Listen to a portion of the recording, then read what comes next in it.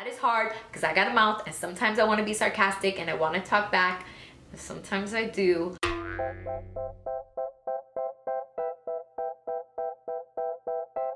Hey everyone, welcome back to my channel. My name is Amanda Rose. Thank you so much for joining me. If you are new to my channel, thank you so much for even choosing to watch my video. And if you are returning, thank you even more for wanting to watch my stuff for a second time. And so if you are new, please make sure that you like and that you subscribe so that you can see more of the videos that I'm gonna create that are either related to teaching, that are related to how to plan, or even if you are a makeup junkie like me, you can like all three in one. And so we're gonna get into today's video. If you have already seen the title, you know we're gonna be talking about classroom management. Now, classroom management is a huge umbrella and topic. And it was really difficult for me to think of the best way to approach this, because this can be broken up into the first day of school. What do the first 5 days look like? Day one alone, setting the tone for the first week of school is imperative. But I wanted to try to figure out how exactly I could be not as specific and give you just tips and strategies that I have seen to work.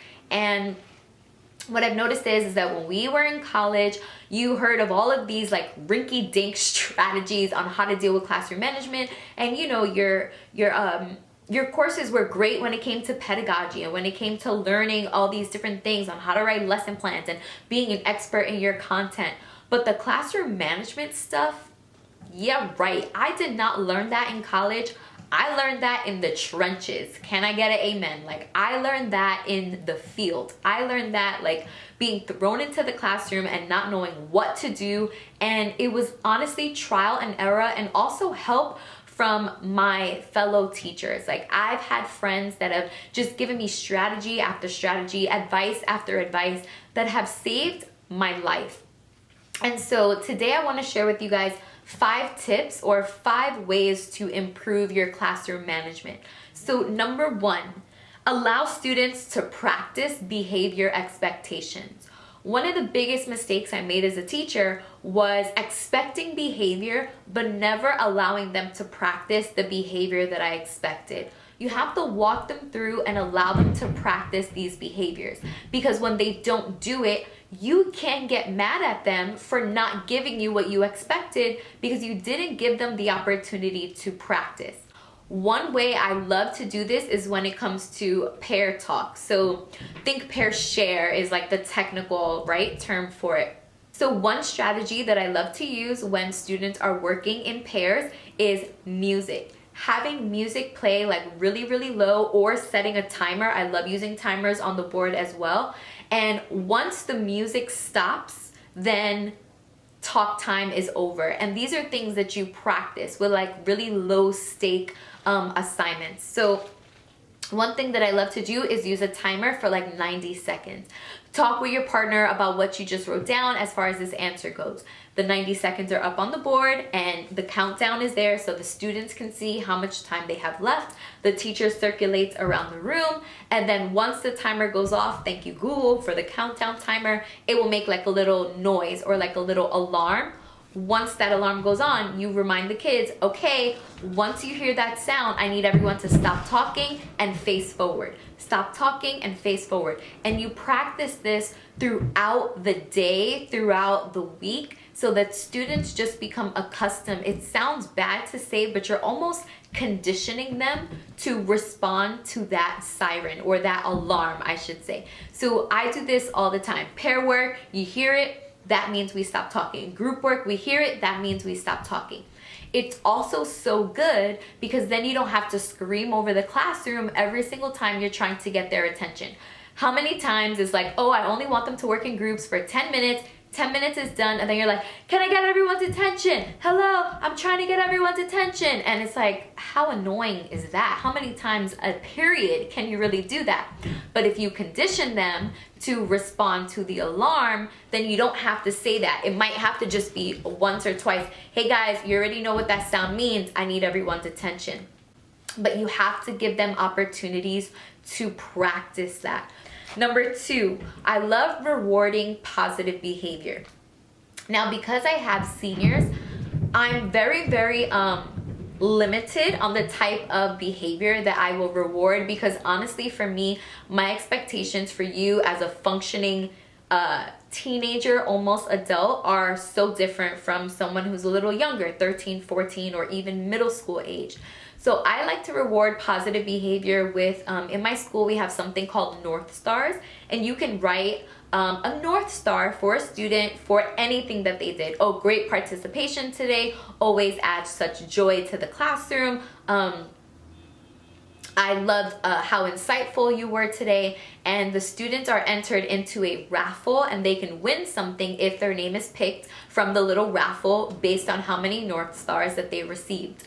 Also, what I like to do, and I have to start doing this again, I kind of fell off on it, is having like a student of the week, but I always like to relate it to my topic. So for example, if I teach economics, then it's economist of the week, and I have it displayed in the classroom.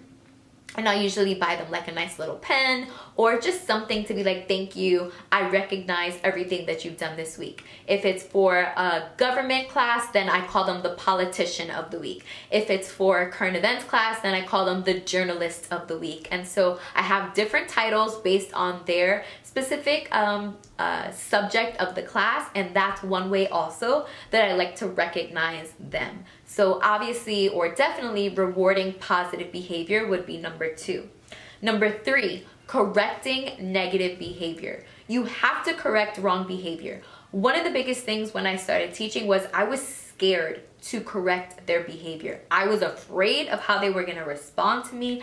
And if they realize that you're scared, or if that you're just like, I'm so tired of telling them what to do, they'll keep doing it. They will push your buttons, they will find your breaking point, and they will get you to your breaking point every single time. And resilience and persistence is key when you are trying to figure out classroom management. And so you have to correct negative behavior. One of the things that I've learned is, depending on the student, you should always wait until after class. Now, in the moment, if that is happening, I usually like to make a general announcement first. For example, we have a uniform policy at my school, so no students are allowed to wear hoodies, and they can only wear gray cardigans. But of course, they'll wear black hoodies, black cardigans, and so I have to enforce this rule. It's unacceptable behavior or expectations. I like to usually make a general rule, but kind of like looking at that student, like, hey, if there's anyone right now that is out of uniform, I'm gonna give you the opportunity to make sure that you get into uniform. I make the general announcement.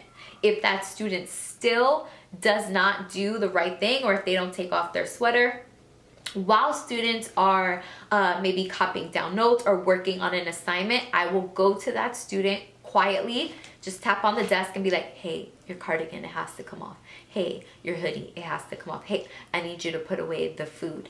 I never say it out loud and call a kid out, because that's when you make them your enemy. So I always like to do it in stages. General announcement, if that doesn't work, go straight to the student's desk. And if they still don't want to do it, which means if they haven't done it, it's caught the entire class's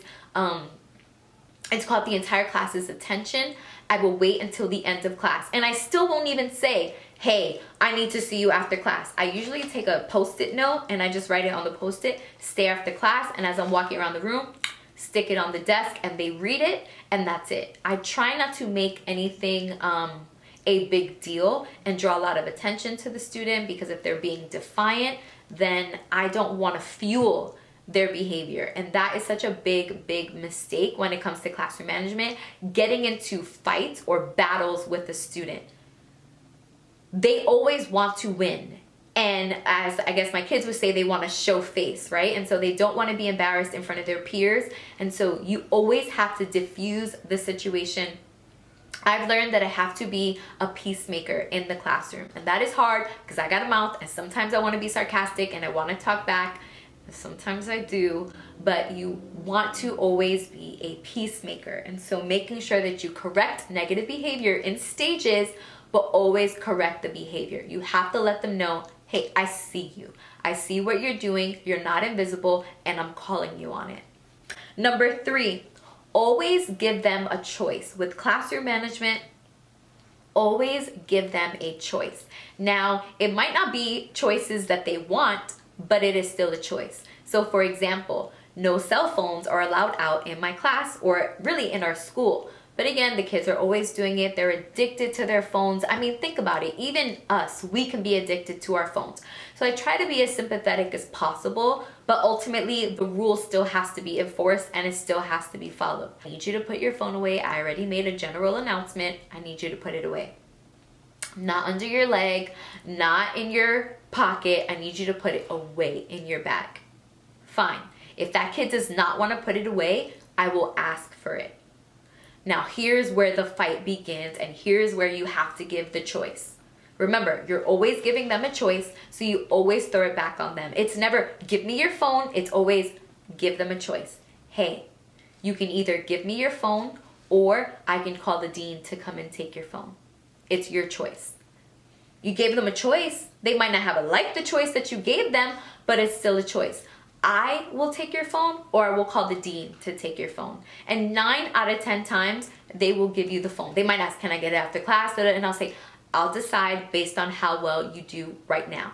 But 9 out of 10 times, I will get the phone because you've given them a choice. Now it's on them, right? What do you want to do? You want to give it to me now, or you want the dean to come and take it?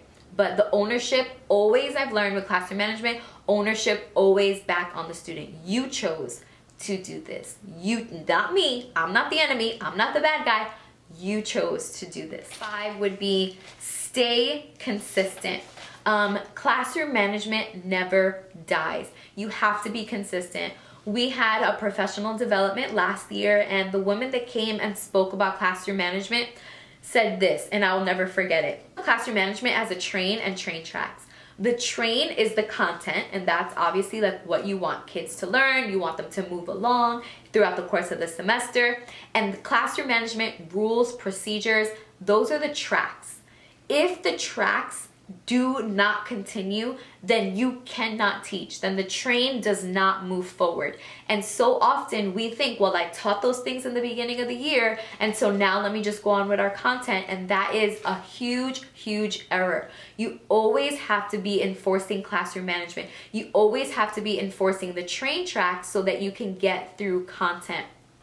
And classroom management, teaching procedures, reminding them of rules is something that you have to do daily. You have to be consistent with classroom management. And so that's really it. I hope that you guys found this helpful. Again, just a quick review of all of them. The first one is give students opportunities to practice the behavior that you expect from them. Second one is reward positive behavior. Third is correct negative behavior, not punish or give consequences when that might be necessary, but correct negative behavior. 4 is always give students a choice. And 5 is make sure that you stay consistent. And so I hope that you guys found this video helpful. Please make sure again that you like, that you subscribe, and I will see you in the next video.